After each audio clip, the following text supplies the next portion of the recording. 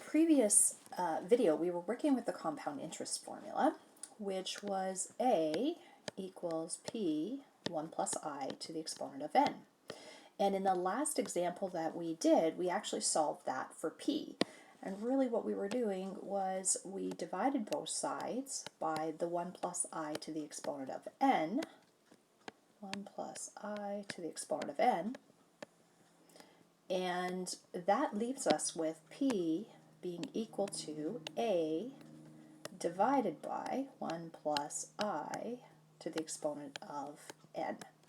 So this is called the present value. When we're solving for the principal, we're solving for the present value, what it's worth right at the beginning of time, in the present, before it ends up with an amount in the future. So the A is sometimes called the amount, but it's also called the future value, the value you will have in the future. The P is the principal, but it's also what we call the present value, how much we have right now. Now that formula you sometimes will also see written as A 1 times 1 plus I to the exponent negative n. And if you think of your negative exponent rule, all that we're doing is taking the denominator here and sliding it up to the numerator, but to do that we're really changing the exponent of to be a negative rather than a positive value. So you can either work with the original formula of this all the time and just rearrange every time, or if you want to work with the rearranged formula for the present value or the principal, you can. All right, George's grandparents want to save some money so that George will have $20,000 on his 18th birthday. They can invest in a bond that pays 10% per annum, compounded annually. So how much do they need to invest right now or on the day he was born to reach the target in the future? So the $20,000 is the future value or the A value. We need to find the P. So we can either use our new formula or we can go back to the old one and just rearrange that. The I value is 0.10 or 0.1, and it's divided by 1, which just leaves us with 0.1, and it's compounded annually, and we want to go until his 18th birthday, so that would be 18 times. It's 18 years, one time per year. So again, we can either start with our original A equals P, 1 plus I to the n, or we can use one of the rearranged formulas. I tend to be a person with a limited memory capacity, so I tend to go back to just the original formula, but by all means, if you work better with the So at this point, I'm going to divide both sides by 1.1 to the exponent of 18, because 1 plus 0.1 is 1.1. So that eliminates it on this right-hand side and leaves us with what our P will equal. And when I put that into my calculator, I got $3,597 and about 18 cents.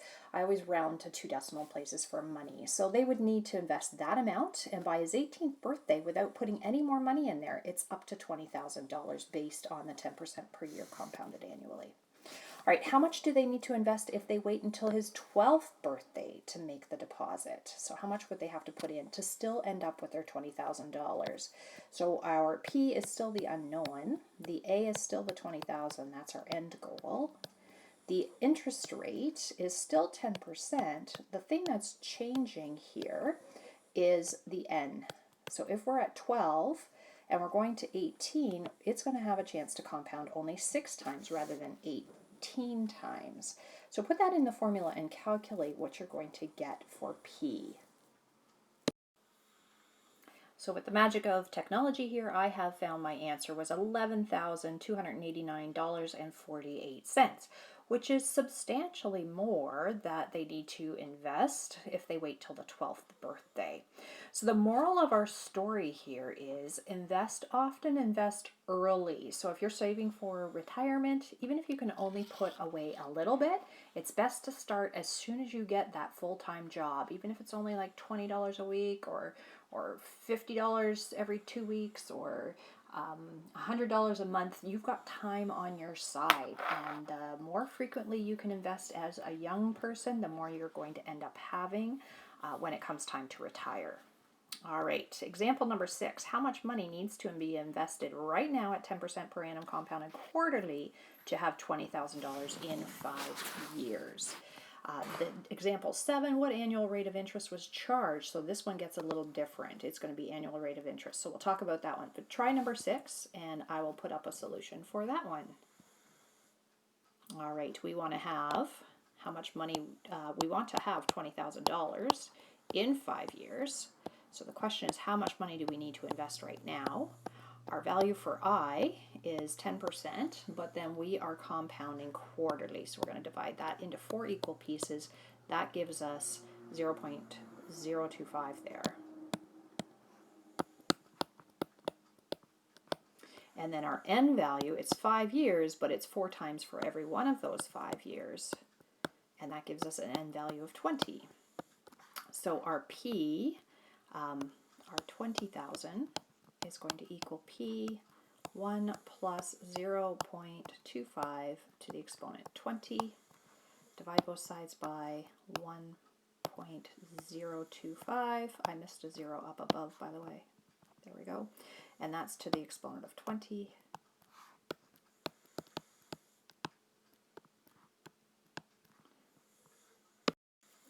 So we would have to invest $12,205.42 to meet the criteria here.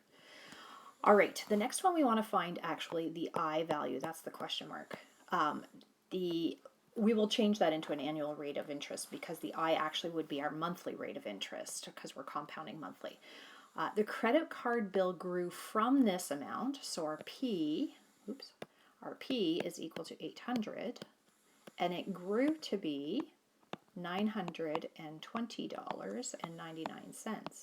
So that's our A value in 6 months, and it was compounded monthly. So our N, it's going to compound a total of 6 times. So now we're going to fill in what we know in our equation here. So our A is the $920.99. The P was the $800 originally.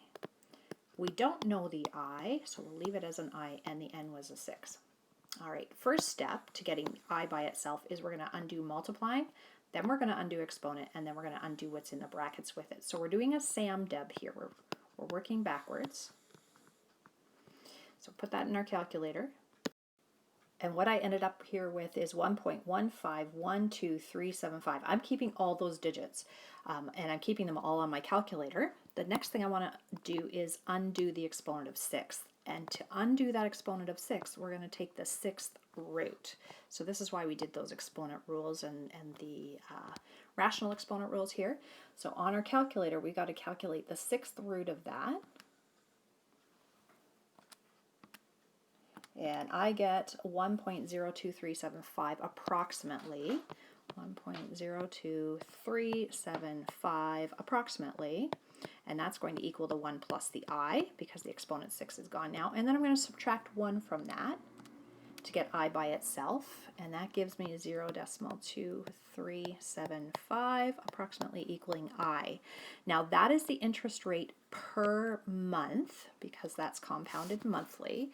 So I want to take that I value, I'm going to go over here, I'm going to take that I value and times it by 12 to get the actual annual rate. So I'm going to leave all those digits on my calculator. I'm going to times that by 12, and that gives me 0.285 approximately. So the annual rate of interest is 28.5%. I'm just multiplying that by 100 to turn it into a percent. All right, the next example is similar, it's just that we're compounding daily. So why don't you give that a try, and then we'll compare our answers. And likewise, you may as well try number 9, see what you can do with that. 9 actually is a little trickier because it's the how long. It's going to be a guess and check method for solving that one. All right, so once you've done all the steps to that, you should get your annual rate being about 32.9% per year, which is not unusual for credit cards, especially higher risk people are going to, without a good credit rating or credit history, they're going to charge them a higher rate of interest just because they're more risky. All right, our example 9, as I said, is a bit trickier. We have an investment starting at $2,000. That's our principal amount. And it grows to be $2,220. And the rate is 0.0525 divided by 4. And our n is what we're trying to solve for here. So we're going to put this in our formula, and then we're going to solve or figure out how to get n. Similar to the previous one, my first step will be to divide out the 2,000 from both sides. So we're going to have 2,220 divided by 2,000, and that gives us 1.11 is equal to this value here. And I've just left this as its fraction form because I didn't want to write down all the decimal places. All right, so I'm actually going to take that, what's in the bracket, and calculate that.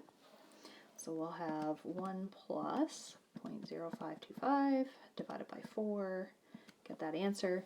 I get a 1.013125 to the n. And now it's a guess and check at this point. In grade 11, we don't teach you logarithms to learn how to solve that. That comes in grade 12, the college tech math. So we would just try different values of n. And before I actually start writing things down, I just try a bunch of values on that base to see what I can come up with that's close to 1.11. And by guess and check here, I found if n was equal to 8, that is pretty close to 1.11 if you round it. So it takes about 8 years for that money to grow to the $2,220 mark, given the conditions here. So hopefully you're finding that you are competent in working with the compound interest formula.